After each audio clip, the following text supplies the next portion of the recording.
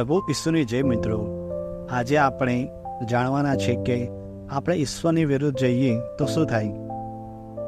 ઉત્પત્તિના ગ્રંથમાંથી 3 અધ્યાયમાં આપણે વાંચીશું અને સાંભળીશું તો ખબર પડશે કે પ્રભુ પરમેશ્વરે આદમ અને હાવાને બગીચામાંના સારા સરસ જ્ઞાનના વૃક્ષનું ફળ ખાવાની ના પાડી હતી, પણ ત્યાં એક સાપ આવીને તે સ્ત્રીને ઓળવીને પેલા ફળ ખાવા કહે છે અને તે ખાઈ લે છે અને આદમને પણ ખાવા માટે આપે છે.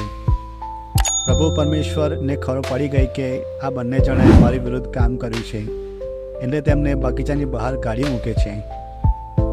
અહીંયા આપણે જોઈ શકીએ છીએ કે પ્રભુ પરમેશ્વર માણસે બધું જ આપ્યું હતું જીવન જીવવા માટે, અને પોતે પરમેશ્વર પણ તેમની સાથે વાતો કરતા હતા, પણ એક પાપના લીધે તેમનાથી તે દૂર થઈ જાય છે. એટલા માટે મિત્રો, આપણે પણ પરમેશ્વરના કહ્યામાં રહેવું જોઈએ.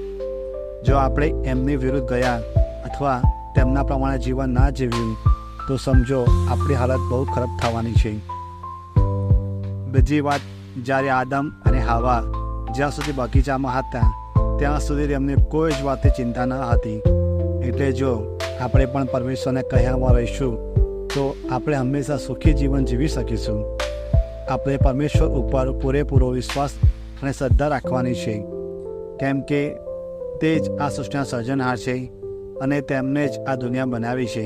તો તેમણે આપણી માટે, આપણા જીવન માટે યોજના જરૂર બનાવી હશે. તે આપણને કદી દુઃખી નહીં કરે. આપણને શું જરૂર છે તેની તેમને પહેલાંથી જ ખબર હોય છે અને તે આપણને તે વસ્તુ આપે છે પણ ખરા. પણ બીજી બાજુ શૈતાન છે, જે બધી વસ્તુનો નાશ કરવા માટે તૈયાર હોય છે. એ બહુ ચાલાકીથી માણસોને ભોળવીને તેની બાજુ લઈ લે છે. એટલે આપણે હંમેશા ધ્યાન રાખવાનું છે શૈતાન આપણને એની વાતમાં ના લાવી દે, જેમ હાવા આવી ગઈ હતી. આ વચનમાં આપણને શૈતાનથી દૂર રહેવાનું, તેની વાતમાં ના આવી જઈએ તે માટે પોતાની જાતને તૈયાર કરવાની અને હંમેશા માટે પરમેશ્વર ઉપર પૂરેપૂરો વિશ્વાસ અને શ્રદ્ધા રાખવા માટે કહેવામાં આવ્યું છે. એક પરમેશ્વર જ છે જે હંમેશા આપણું સારું વિચારે છે.